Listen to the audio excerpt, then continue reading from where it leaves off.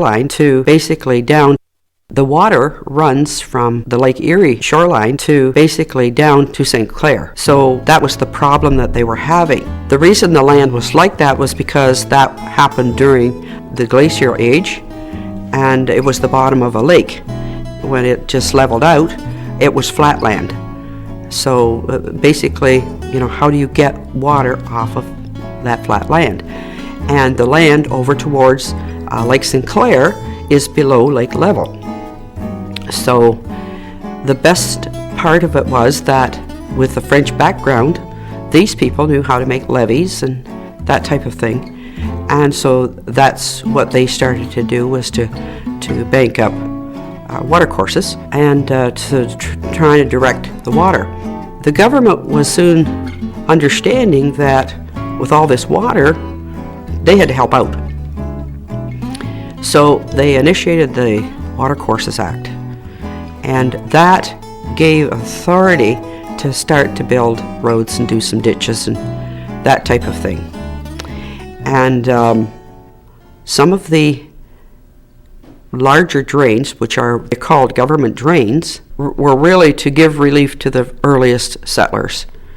And they started out as little ditches and evolved to be huge rivers, so to speak, semi-rivers. And of course, everybody is hollering for drains.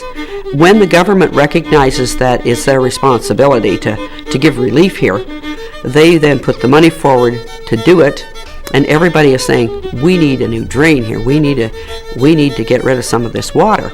And of course, the big thing is that when you've got Lake Erie on this side and things are coming down, and you've got the heaviest amount of water at the highland end, then it's flowing down on the people at the bottom.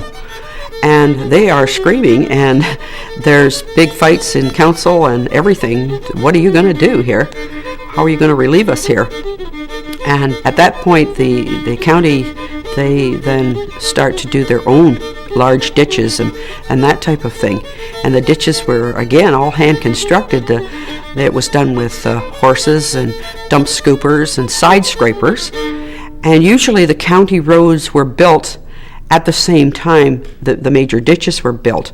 As the dirt and things was scraped out of the bottom, it was brought to the top, and the scoopers that would be pulled along on the bottom, the horses would be driven from the top, and then it would be a rotating type of thing where they would come up on top of the bank, dump the dirt, continually go around and come back and complete their work that way. Some of these ditches would be perhaps 15, 20 feet deep. So it was an extensive amount of work. It was very hard work. But the big thing was, what kind of equipment do you have to work with? So then the government said, all right, well, we'll have to do something. And they brought in some of the early dredges. One of the first ones was called the dipper stick.